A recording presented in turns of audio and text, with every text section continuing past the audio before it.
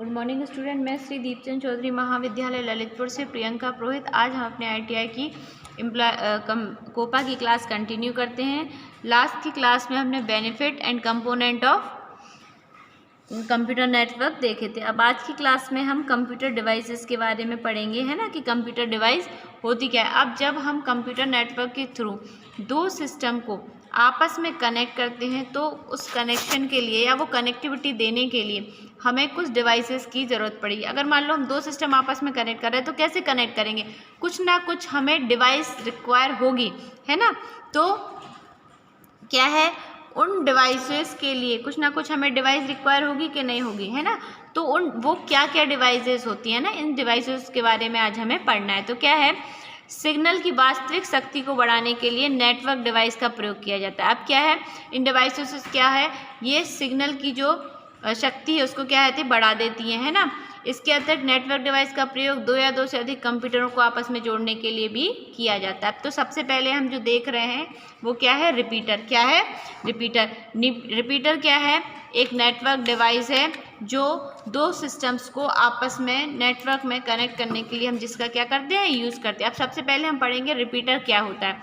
यह सबसे पहले एक इलेक्ट्रॉनिक डिवाइस है जो लो लेवल के सिग्नल को प्राप्त करके उन्हें उच्च स्तर का बनाकर वापस भेज दिया। अब क्या है, अगर हमने अपने नेटवर्क में रिपीटर का यूज़ किया है तो क्या है, हमें अगर कोई भी सिग्नल वीक मिल रहा है ना, जिसका लेवल बहुत कम है, तो वो क्या करेगी, उस सिग्नल को रिपीटर लेगा, उसके सिग्नल को हाई बनाएगा और उसको वापस क्या कर देगा, भेज देगा, जिससे दूसरे नेटवर्क में उसकी स्पीड क्या हो जाएगी, बढ़ जाएगी। तो रिपीटर का अगर आपसे वर्क पूछा जाए तो क्या है, ये लो लेवल के सिग्नल को प्राप्त करके इन्हें हाई लेवल का बनाकर वापस भेज देता है। इस प्रकार सिग्नल लंबी दूरी तक बिना बाधा के तय कर जाते हैं रास्ता, है ना। अगर सिग्नल की स्पीड अच्छी होगी और उन्हें एक लंबे दूरी के लिए जाना पड़ेगा तो क्या है, वो जल्दी से उस दूरी को क्या कर लेंगे, तय कर लेंगे, ठीक है। तो रिपीटर का प्रयोग कमजोर पड़ चुके सिग्नल्स एवं उनसे होने वाली समस्याओं को बचाता है ना। फिर रिपीटर का प्रयोग क्यों किया जाता है, नेटवर्क में कंप्यूटर को एक दूसरे से जोड़ने वाले केबल की लंबाई बढ़ाने में किया जाता है। इनकी उपयोगिता सर्वाधिक उस समय होती है जब कंप्यूटर को आपस में जोड़ने के लिए काफ़ी लंबी केबल की क्या पड़ती है, आवश्यकता पड़ती है। जैसे हमें दो सिस्टम को जोड़ना है, बहुत दूरी पे वो रखी है, हमें एक लंबी केबल की ज़रूरत पड़ रही है ना। तो रिपीटर क्या करेगा, जो केबल की लंबाई तो रहेगी लेकिन तो इस दूरी में उसके सिग्नल कितने हो जाएंगे, वीक हो जाएंगे। तो इन सिग्नल्स को हाई बनाने के लिए हम किसका यूज़ करते हैं, रिपीटर्स का यूज़ करते हैं। अब जो हमारी सेकंड नेटवर्क डिवाइस है वो क्या है, हब। क्या है, हब।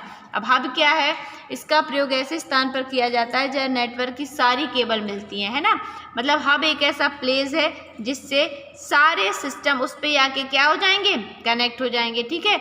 ये एक प्रकार का रिपीटर होता है। ये भी वीक सिग्नल को हाई सिग्नल में कन्वर्ट करता है, जिसमें नेटवर्क चैनलों को जोड़ने के लिए क्या लगे रहते हैं, पोर्ट लगे रहते हैं। क्या लगे रहते हैं, पोर्ट लगे रहते हैं।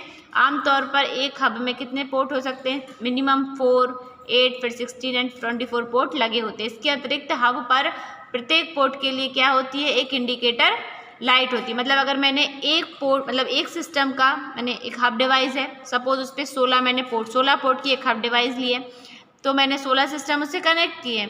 अब मैं जब इस वाले सिस्टम की पोर्ट को उससे कनेक्ट करूँगी तो उस पर भी क्या होगा, लाइट का इंडिकेटर जलेगा। मतलब हर पोर्ट का अपना एक इंडिविजुअल लाइट इंडिकेटर होता है। जैसे ही हम उसको उससे जोड़ते हैं तो क्या हो जाता है, ऑन हो जाता है और लाइट जलने लगती है, ठीक है।